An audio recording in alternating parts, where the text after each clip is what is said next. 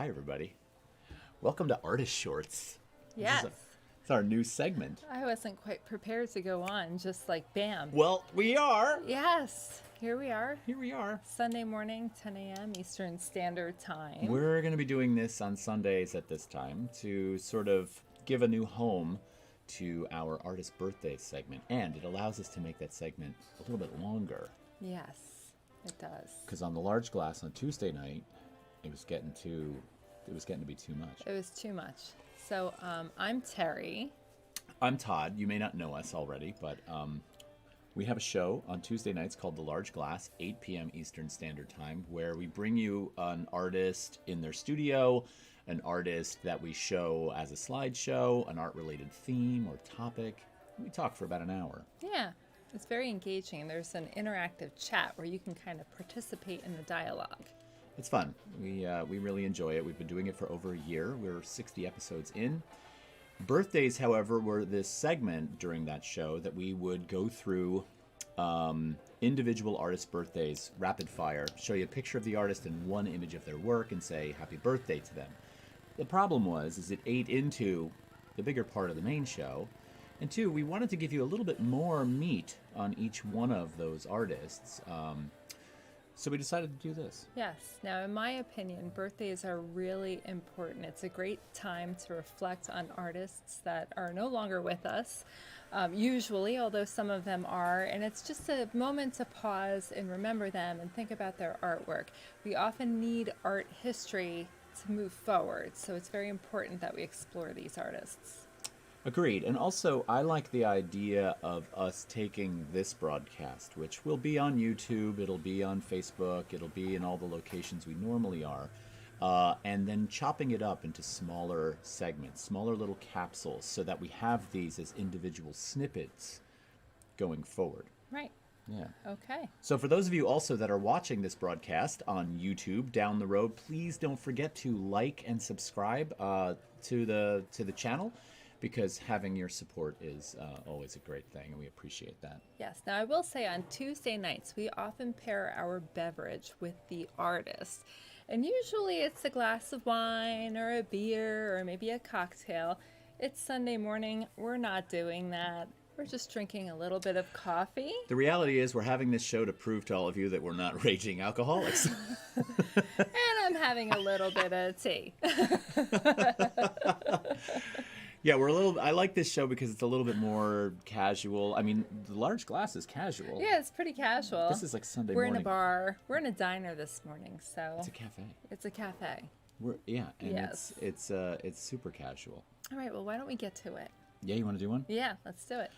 Okay, so again, all the artists that you're going to see today are artists that have birthdays this coming week, although we're not going to formally be wishing them happy birthday. No, We're just not gonna at be- all. Yeah. So these are the birthdays from October 24th to October 30th. And next Sunday will begin the following week. Right. All right, so why don't we get started? Okay.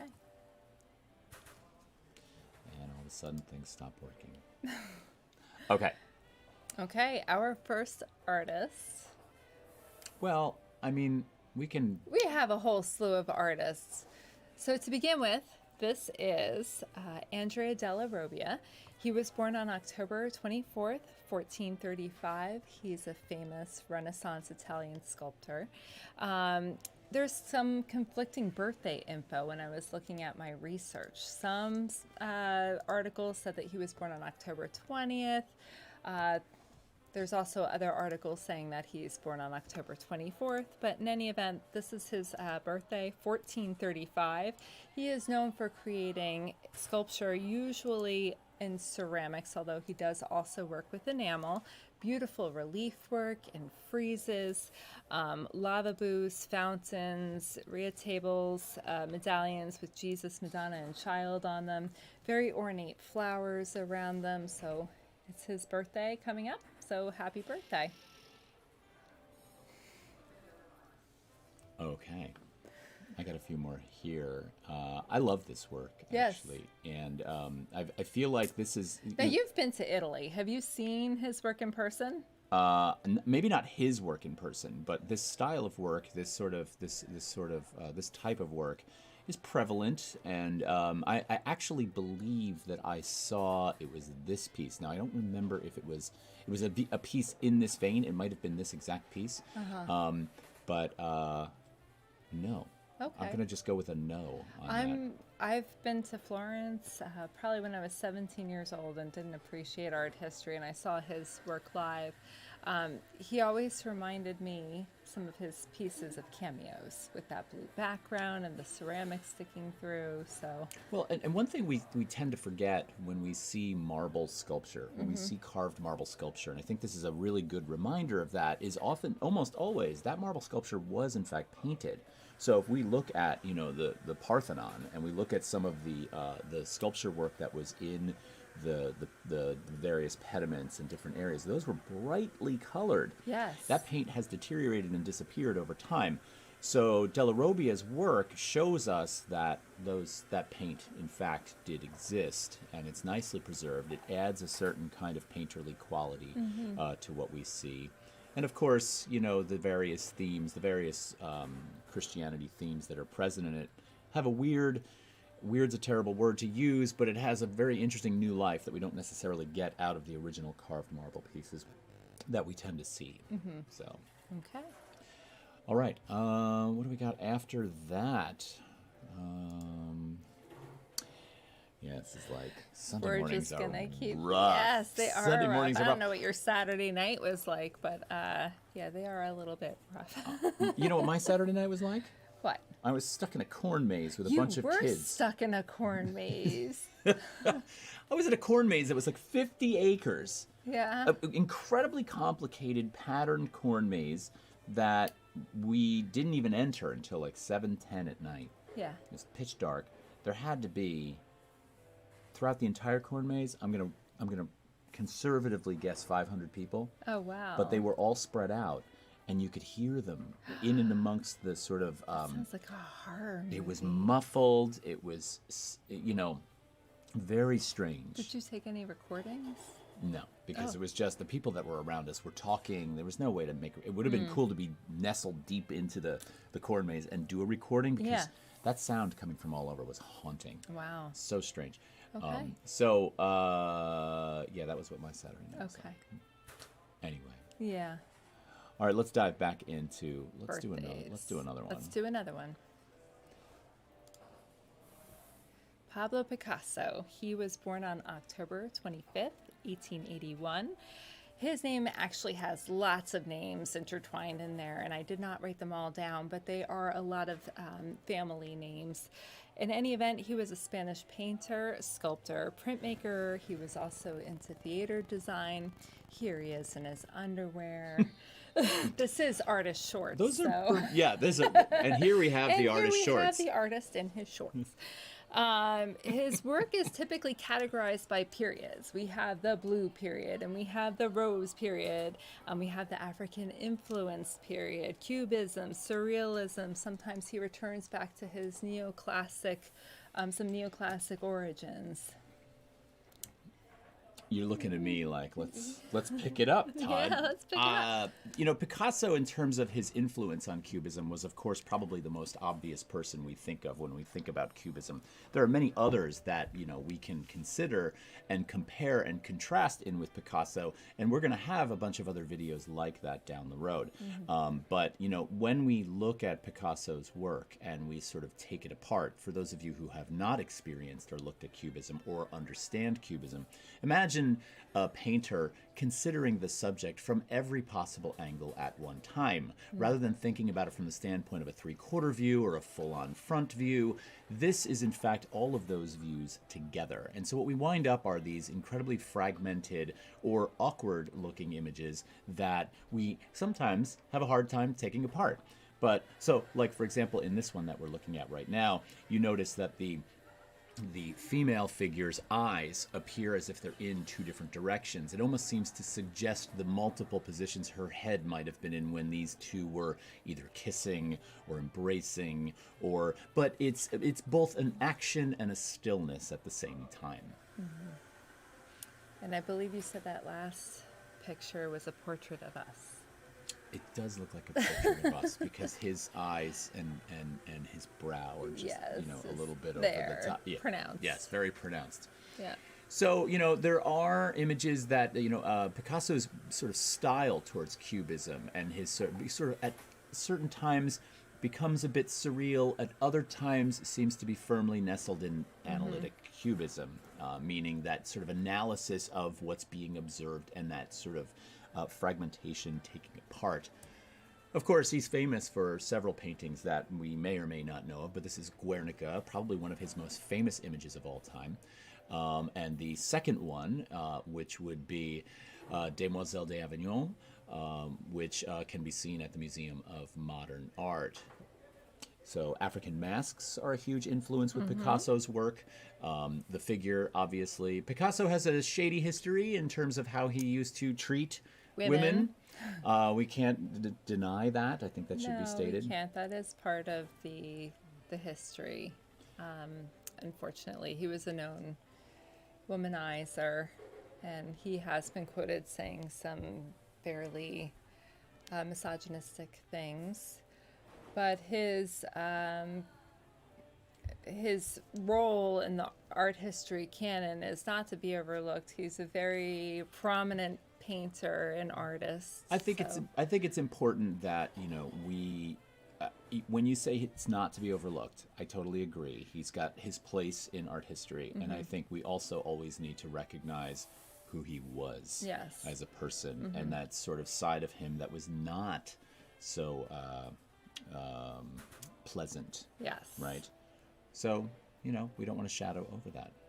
But yes, happy birthday to Picasso. Now, and one more thing. This is a pretty cool sculpture that we pulled up here. Yeah, we wanted to talk about the three-dimensional design part of this. Yes. So let's not overlook that. But of course, Picasso, in his Cubist approach to things, was of course dealing with things like physical objects. And so it's an interesting problem to try and solve. I mean, two-dimensionally, to sort of put something in multiple views, I won't say was solved at that point, was definitely being explored at that point. But now, how does one create a cubist view of an object? And so the guitar was a common theme in Picasso's work, and this cardboard guitar was an attempt at doing that. And I think it's quite good. My second favorite piece of his was actually a ceramic piece, and I love the glass of absinthe or absinthe glass on here. And so you can sort of see prominently displayed the spoon, the cube of sugar, but he's also looking at certain elements of this from a standpoint of pattern and painting. Painting creeps its way back in. And so, Picasso worked amongst or across a variety of genres and explored those themes really quite successfully, I feel. Okay, let's pop back over here for a minute. Where's my stuff? Here we go. Yeah. So, anyway, I'm going to write you a note here that I don't have to say it on. Oh.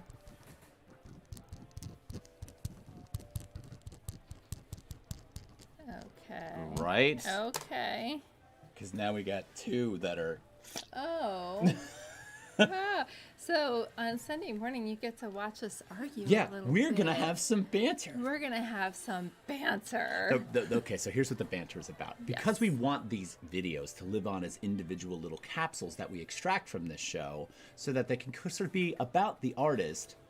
We're not saying happy birthday. But to we're them. only gonna show them around the birthdays, aren't we?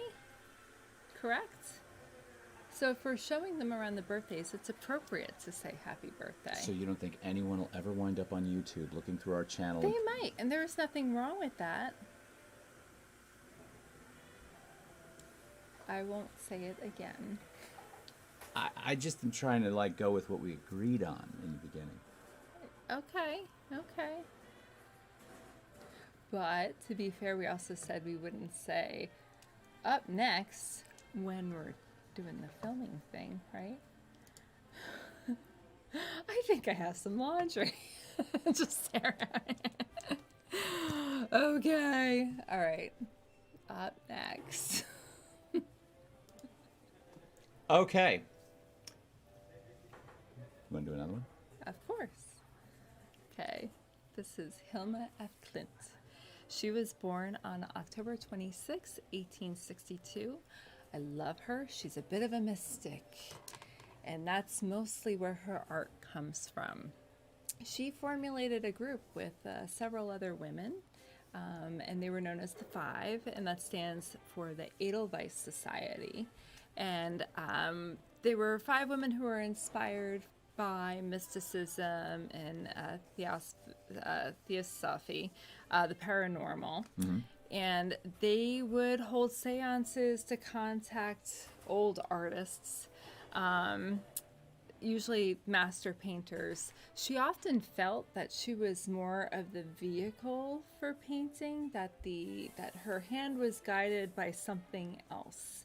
And when you look at her paintings, most of them weren't seen prior to her death. Like, she did have a couple of exhibits here and there, but mostly they were for paranormal fairs or spiritual booths and such like that. It wasn't really for artistic venues. Right. A lot of symbolism, a lot of metaphysical elements. There was a combination of science as well, a lot of allusion to botanical processes and cellular interactions. She was mostly affected first by the death of a sister when she was young, and that's what began her spiritual journey, and it just kind of took off after that. Nice. I love this idea that she's this vehicle for the way the image is generated, and that her hand is guided by another force. Because this is something that I think, all artists probably at least at some point either struggle with or recognize or consider in their work, and that is the fact that you probably start with either a mark or an image in your head that you can see being created. And then along the way, the work sort of talks back to you. And that's a weird thing to say. The work talks back to you. You have a conversation or a dialogue with what you're seeing in front of you, and you make decisions, you make aesthetic choices based on what you kind of feel is happening. Now, for somebody like Clint, she could, I think, channel that a little bit more deeply, which is really kind of interesting. And this sort of mysticism related kind of imagery, number one, was absolutely ahead of its time. I was, and even looking at her work, I wonder if she had exhibited, the funny thing is, like, when she was creating it, she knew that this was important work. She had every confidence in herself. But to be someone living back at that time, if they happened to see it, and given all of what was going on in that era, because it's a very different time, how would have the people reacted to it? I wonder if that was some of her choice not to show it as well. But she truly was ahead of her time. Very diagrammatic, abstract paintings that were nothing like what anybody else was creating. And so there's a number of things you said in there that are just spot on. And one of them is that how these would have been received, right? And of course, I guarantee you they would not have been received well. They would have been mocked. They would have been, just sort of discarded on some level, right? And at the same time, that ahead of its time thing, in terms of its abstraction, the diagrammatic elements, all that stuff you mentioned, and then her saying that she is this conduit, she is this vehicle for another voice. It really makes you think about, like, where that was coming from. Yeah. And I'm not trying to get too into, like, some kind of what's the word I'm looking for? Paranormal kind of experience, but I really feel like she was channeling something really deep. I agree. Really deep. Yes. So, when I look at her work, I really get excited by the forms. I get excited by the abstraction. I can understand. I get excited by the palettes. I mean, look at that lavender and yellow and that hot orange and red. Those colors Gorgeous. are very energizing, and they do something to the eyes. There's this interplay of energy and vibration going on. Absolutely. And at the same time, I can totally understand the influence that she would have sort of conveyed or had on so many artists going forward. I can see the work of so many artists that are after her time present in here. Like, I see Sol LeWitt in here. I see, and I could go on. I mean, I could see a little Brancusi in here. There's like all kinds of ways in which her work could have influenced people ahead of her, after her, I Yes. should say. Now, she left all of her work and her journals, and there was well over 120 of them, I want to say. She left them all to her nephew, who went ahead and propelled her legacy forward. But yes, Hilma F Clint, October 26, 1862.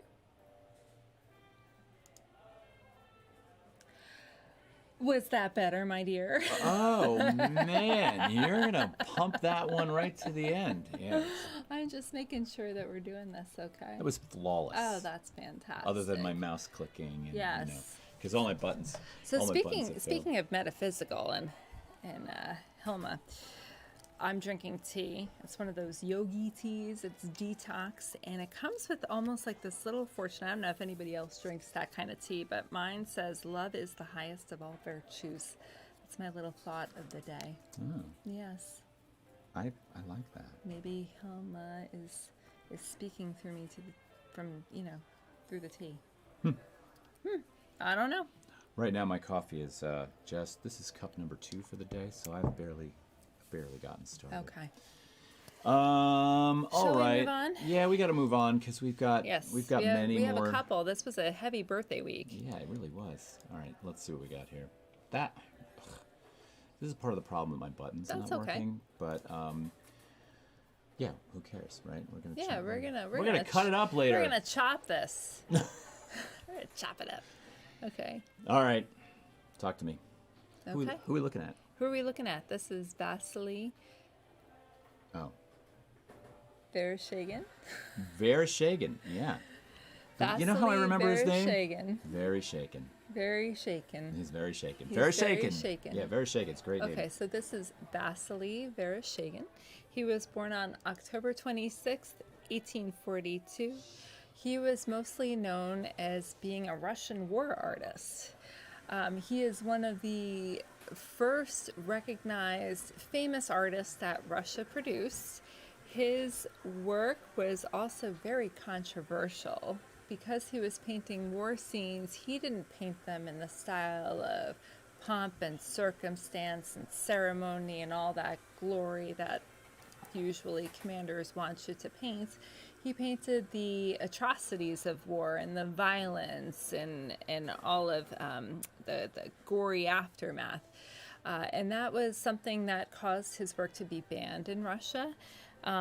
He was accused of slandering the military. Actually, several of his paintings, I'm not going to say many, several of his paintings were destroyed as a result of that. But yeah, very controversial. I brought up some images of Verushagen's work that sort of cross both of those boundaries. I mean, because if we look at the one that's, on the screen here, there is this kind of grand sort of, there's a big military force, they're brandishing all of their bayonets and weapons. They're gearing up for a kind of attack. It's hard for me to say what side of, what army that this was associated with, but it has a really sort of grandiose kind of celebratory feel. But then, of course, you want to look at the opposite side of that spectrum. We could go to something like this, which is just, a horrifying image. And I could see how the controversy surrounding his work and the narratives that he was portraying certainly, certainly there. Got a few others to show you. This is a really, really interesting one to me. Because it's not typical of some of his other works, which are about battles and such like this. This is the crucifixion scene, and it looks like they have taken Jesus down off the cross at this point, and they're bringing him into the tomb. Yeah, but if you just look at the way the light is portrayed in this, there is this kind of, I think he's sort of, really speaking about this in terms of a kind of, without being so literal, there's a darkness up there in the upper left, and then we see this really beautiful illumination in the lower right. I think that can be read a number of ways, right?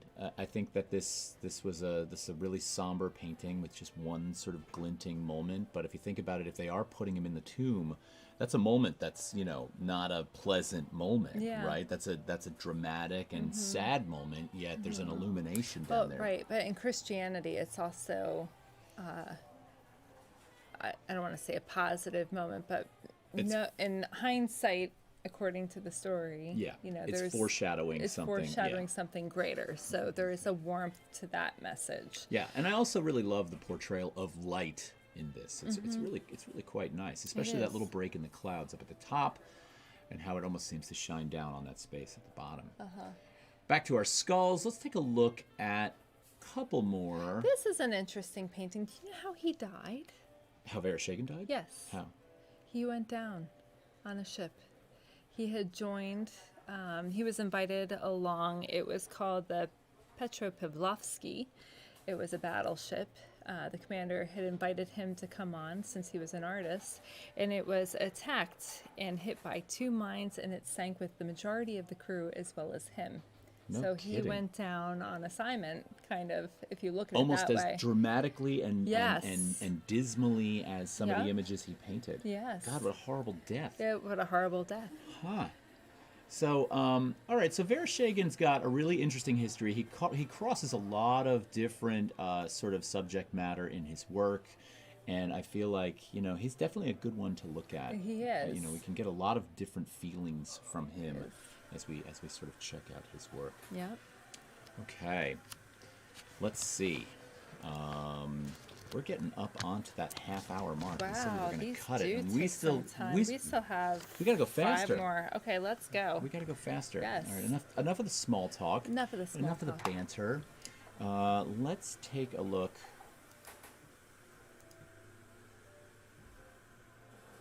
So, this is Roy Lichtenstein. Lichtenstein. Are we going to do the name thing where you do the first name and I do the last name? Roy Lichtenstein. Roy Lichtenstein. He was born on October 27th, 1923. He's famous for being a pop artist, especially in the 1960s. His style was attributed or heavily influenced by commercial, advertising, and comic books. He particularly relied on this optical illusion in his artwork that utilized Ben-Day dots, which were used in like comic book printing, and the little circles and the colors behind them produced these different optical effects. Mostly around color. Mostly around color. And if you look really close, even on this image, you can see that. He was initially named Benjamin Henry Day. He did not take his work very seriously, especially after receiving much criticism because of his subject material and the way in which he painted. Well, and that seems really obvious to me on some level, and that's not an obvious comment in saying, well, obviously. No. What I mean is that he was painting images from comics in his time, and so if you look at just the way comics in general were portrayed in that time, they were kids' material, or at least perceived as kids' material. Now, if you talk to somebody like Scott McCloud or Will Eisner, they're going to tell you absolutely not. These are serious genres of making and image making, and that they were enjoyed by plenty of adults, and that this is not something that's to be taken lightly. Lichtenstein, I believe, noticed that. Yes. I think he also really enjoyed, just from an abstract standpoint, the flatness of what was going on. And given that, I just totally lost my train of thought. Yes. But given that the comics side, let me backtrack for a second here. Now you get to have an opportunity to nail me on that. I will. But there's a break in there I'm going to cut to. But given that comics had a seriousness that hadn't yet bloomed. Yes. Right? Lichtenstein took criticism, right? Also, he was an innovator. Yeah. This is a painting style we had never seen before. And we always take criticism when we're sort of we're working in those areas of visual information. So that totally makes sense to me. Let's look at a few more of these. Yeah, there you can really see those dots. And there's a really nice contrast between the Ben-Day dots of the color and the black and white crisp graphic image. Yes. Yeah, so Lichtenstein also was a graduate of Rutgers Mason Gross School of the Arts. Yeah. Which Did he teach there? I believe he may have. I know that he had a lot of sort of support and engagement with the school after he had become famous, but whether or not he actually taught there, he might have. He might have. Okay. We should look that one up. Roy Lichtenstein. Yes. Now I can say Now it. you can say it. Ben Hagenbush is here. Hey, Good to see you, Ben. Ben. We are just trying to sort of keep the chat going. And then in between, we're going to talk to when we're on the main people. screen, we're Yeah. talking, but when we're on the slide screen, we're kind of Yeah. yeah. And Ben, you're right. Comics are an ancient way of telling a story, and probably one of the oldest, right? If we consider cave paintings, Oh, yeah. if we consider cave paintings, which are essentially a graphic image that depicts a narrative, right? I mean, at the time, there were no words to get fused with those pictures like we have in modern day comics today. However, and here's something really interesting about comics. I'd actually like to do a whole show on this, but they've recently discovered that with cave paintings, if you look at the way the images are drawn a lot of the time, there's an image, and then behind it, there's almost a shadow image, and then behind it, there's almost a third shadow image. And sometimes it almost seems like it was drawn and redrawn as if the artist, the drawer, was trying to get it right. Right? It almost seemed like it was like this way, no, this way, no, this way. But that's recently been overturned, because if you light a fire in that cave and you look at the flickering lights and you sit in a particular position, the image moves. It does. It's animation. That's it's some of the true. earliest. It's animation before moving pictures were ever even considered, which is just, it just blows my mind. I wonder if they considered the space of the lighting and stuff like that when they were doing And the those angle of the drawings. viewers, like where they Yes. typically sat. Yes. You know, you almost wonder if they sat around the fire, looked at the paintings, the cave paintings on the wall, Yeah. and said, watching "Oh, them that's, move, yeah. and recounted the events of either the day or planned for the potential for whatever the hunt would have brought, right? Yeah. So it's pretty interesting Yeah, it's stuff. pretty wild. Okay. All right, we are going to keep on going here. So let's take a look at our next artist. Okay. I'm going to try not to shout, about, anyone else here. Okay. Lee Krasner. She was born on October 27th, 1908. She's an American abstract expressionist, mastered in painting and collage. She even worked in the manner of expressionism, because she would get very much into her renderings and her drawings and create these shapes, and then she would destroy them and cut them up and then recollage them. So you really see the movement in her works. She was particularly influenced when the Museum of Modern Art opened in 1929. That had a profound effect on her aesthetic and in her artwork. Also, meeting Jackson Pollock and then marrying him, they formed this relationship that really kind of cross-pollinated a little bit. It did, for sure. And, I kind of You don't want to mention him because you want Lee Krasner to stand on her own, That's which exactly- she totally does. But people do influence each other. And there is some influence of him into her and her into him as well. Well, yeah, sure, and I understand that, but I feel like, Krasner deserves a place in the canon of art history that is, in its own slot, right? Because, and of course, we're going to mention Pollock in this one, Yeah. right? But I feel like it would be, I think doing Krasner the right service by doing a video on her that doesn't mention Pollock. But that was such a big part of her life and a big part of who she is. And even now, when you look at it, it's the Pollock Krasner Foundation. It's the Pollock Krasner grants. I see them together. They're buried close together. Yeah. And that's not a bad thing. And I often look at Jackson Pollock. I don't see him without Lee Krasner. So I have Jackson Pollock wouldn't have existed without Lee Krasner. He wouldn't have existed without Because Lee Krasner. she was the one force, she was the one supportive driving force that made his Yeah. career. She believed in him Yeah. and pushed him forward. She focused on several series throughout her lifetime. She had the Little Images, that was roughly 3 years, 46 through 49. She went through her early collage phase, and then right around the time that Pollock died, she went into several other series. Sometimes they were related to his death or elements of expressing herself after his death. There was the early Green series, 56 through 59, followed by the Umber series. So his death profoundly affected her and her artwork. Yeah, and you can kind of see her moving through areas, I feel, that, if you think about the conversations that Krasner was present for when Clement Greenberg was critiquing Jackson's art, about this sort of, it being about the material and this reduction and getting out of imagery. You can see her struggling with that, right? And you can kind of see her sort of perpetuating that as well, which is fine because we're making a march towards minimalism at this point after, abstract expressionism.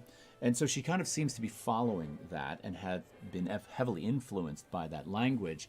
But, if you also look at her work, every once in a while you see some things creeping in that are outside of that realm. This piece is not necessarily an example of that. But I like to look at the ways in which Krasner developed her own voice outside of what, she was influenced by. And I feel like some of these pieces are really, really powerful and beautiful things. I think so, too. All right. Lee Krasner, October 27th, 1908. Cool. Let's pop back over here for a few seconds. Okay. While we think about our next artist. So our next artist. Oh, we're not going to go to this gentleman? I don't... No, we talked about that already. Okay. Oh. We'll get him next week. Okay. So look, there's another birthday coming up this week. It's Kenyan Cox, and I just want to mention him. We struggled with him a little bit because his artwork seems like it's all over the place, and for good reason. He was a teacher, an illustrator. He was a poet. He was known for his art criticism pieces after the fact because he often didn't sign them. He went anonymous on them. But I think we were struggling with finding images in the beginning, and then I understood why, because he really excels at so many different mediums, whether it be words, written language, or painting and illustration. He was one of the earliest art instructors over at the Art Students League of New York. Painted in the realist manner. I'm just going to go You're off. killing it on this one. Well, because I feel bad, and it's his birthday, and it's so worthy of mentioning. So, landscapes, portraits, idealized nudes, and he, when I mentioned before that he would write art criticism, it was for the New York Evening Post, and again, he didn't sign it. He also had lots of poems printed in The Nation, The Scribner's, Century. So his birthday is October 27th, 1856. We will create a short for him because he is definitely worthy of being mentioned. Nicely done. Okay. Nicely done. Yes. Okay. Moving on. All right. Francis Bacon. He was born on October 28th, 1909. He was born in Ireland, but he was a British figurative painter. His imagery is known to be unsettling, if not disturbing. Lots of human forms in his artwork are alluding to the human figure and anatomy, although it's very abstracted. He does portraits and self-portraits. There's some religious themes and iconography in his works as well. Crucifixions, Pope portraits. He utilized different formats for his paintings as well. Like you see the triptych and the diptych utilized when he's creating some of his panels. When I look at his work, I often find certain words coming right up into my head, like fleshy and raw and brutalist. Flesh tones are typically rendered, or at least I think that they're flesh tones. It is abstract, so do we really know? But they are often in a sickly kind of pallor to me, like something's not quite right. Yeah. Yeah. And I have to say, I love Bacon. He loves Bacon. I am a huge fan of Francis Bacon, and I feel like when you start to dig into Francis Bacon's personal life and his existence, and then you start looking at some of these images, this is a situation where artist and artwork tied together create their own dialogue. And I start to feel like I've got a window into a very, very, I'll use the word unsettling, psyche. Yeah. You know, there's a lot of video out there on Bacon that you can go and see, a couple of which take place inside his studio, and sometimes it's fairly obvious that he's more than drunk, right? The studio space is a disaster area. It's just preserved. And it's preserved that way, but it is piles of stuff. I'm not sure how he could even walk in there without falling down. It really is a metaphor, I think, for what was happening inside of him. Completely. Because he had a very rough childhood and completely. abuses and whatnot. And there's this notion that that mess was both at the same time genius and at the same time, you know, disturbed, right? And those two things we know oftentimes go hand in hand. But there is this kind of...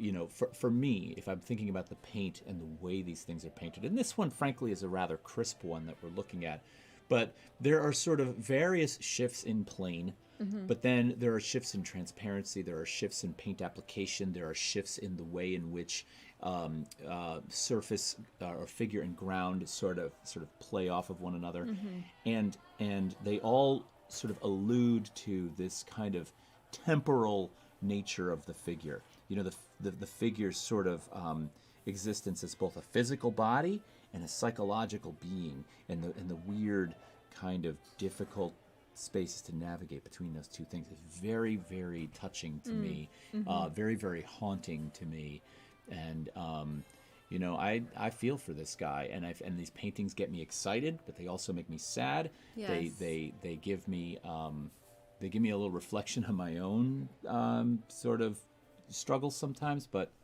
Bacon's a master. Yes, so Francis Bacon, October 28th, 1909. Okay. I liked having you speak about him because I have to say, he's hard for me to digest. He really is. When I look at his work, I don't feel good. I just don't feel good. I'm not going to say I feel good. I will say that, you know, sometimes when I get into some of the poppy or fan art that's out there that I also sometimes enjoy, I don't have the easiest time talking intellectually about that type of work. Do I enjoy that type of work? Sure. I mean, it can be fun in its own right. But what Bacon does is he dips into that world that's got one foot in surrealism. It's kind of got a foot in a kind of... almost like a horror story, right? But he does it in a way that feels like it genuinely has got some meat to it, like a little bit of intellectual meat to it. Yes. Or a lot, for that matter. A lot, yeah. And it's because it's deeply personal for him, and he had, you know, a really difficult time. Yeah, and Ben, he liked some of the things going on there. Very, very Elephant Man-like, and loved the jacket. Yeah, his rendering of that jacket was pretty good. It's It was almost Tweety. like a personification of it too. Yes, Yeah. it was really cool. Tweety is now a word. Tweety. Okay. All right, let's keep going. Let's move on to our next one. Margaret Kilgallen. She was born on October 28th, 1967. You might remember her from episode 26 of The Large Glass when we covered her for International Women's Day. She is a San Francisco Bay artist. She was known to be a central figure in the Mission School, which focused on this culmination of street art versus skater culture versus graffiti, very bohemian. There was a lot of typography and signs and such like that.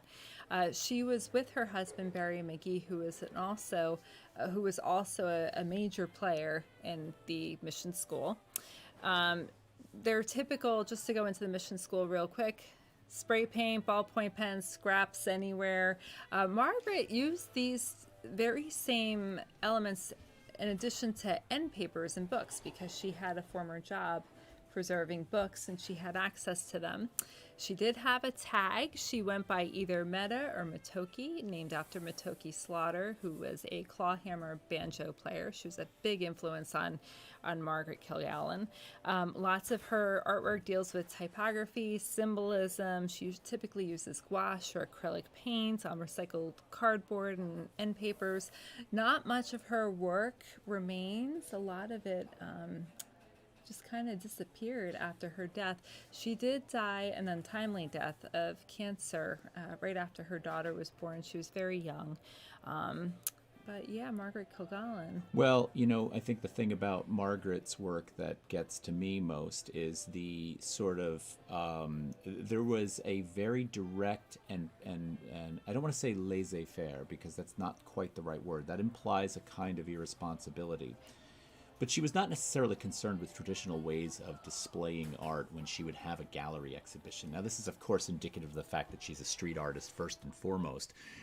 And so, when you're painting on trains, when you're painting on walls, and then you walk into a gallery and you're kind of forced to sort of think about wall space, I was going to say pretty pictures, but pictures on a wall. There's a whole different vibe that exists there. And all of a sudden now you have to shift to a different mindset. No. So Kilgallen decides to do this in the same way or a similar way to which you might actually graffiti a wall. And so that's why you see these really large installations of, patchworks and things of that nature, typography mixed in. It's never just the isolated painting on the wall. And so that begins to sort of emulate her personality, her process in a much sort of more genuine way to what's going on there. Now, if you want to learn more about Margaret Kilgallen and Barry McGee, for that matter, there's a fantastic movie that you can go see called Beautiful Losers. Look up Beautiful Losers and go see that film. It's not just about McGee and Kilgallen. It's about a number of other artists that were in the Mission School Bay Area working at the time, and they have an incredible sort of presence there, an incredible impact on image making, integration of text and image. There's just so much to see there. So I highly recommend that. Yes. Or you can go back and watch episode 26 of The Large Glass to see her and all about her life. So yeah, Margaret, she was born October 28th, 1967. A beautiful soul, and Beautiful gone soul. way too early. Way too soon. Okay. So, that is going to wrap it up for today's birthdays. And we went way longer. This is almost a full hour. We didn't think it was going to be that long. We thought we'd just kind of bang these out. It's a learning curve. We're actually going to shrink this down to 30 minutes. Shrink it down. We're going to learn how to, time management skills. Yeah, that's what it's about. If that's your strong suit, send us your name and address on the back of a $20 bill. All right, everybody, we're going to take off for now. We will see you on Tuesday night. Make sure to join us Tuesday night. We have our Halloween episode. Yes, and we've got a great artist that we'll be talking about. I did send the query out, but she has not responded. So we're going to show her work. Ben, you're gonna love her. Ben, this is gonna be your so favorite. Up your alley. It's gonna be your favorite show yet. I promise you. Get your friends to come and watch this. It's good to see you too. Thanks for watching. Thanks to the rest of you for watching. Please make sure, if you're watching us right now on YouTube after the fact, please make sure to subscribe to our channel. Click the bell so that you can be notified every time we post something new. And like, subscribe, all that stuff. Send us money, 10s and 20s. Are we allowed to say that? Well, I think of Sally from Oh yeah, from the Charlie Peanuts. Brown, the Christmas, and she's, "Dear Santa, all I want is what I deserve. All I want is my fair share." Yes, all I want is what's coming to me. All I want is what's coming to me. All I want is my fair share. That's Please make it easy on yourself. Just send 10s and 20s. There it is. And Charlie Brown's like, 10s and 20s. Oh, even my baby. Okay, I'll stop quoting Charlie Brown. All right, everybody. Catch you later. Thanks for hanging out with us. Cheers to all you guys. Cheers. We'll talk to you soon. All right. Oh, my God. Let's try a new button. How about this one?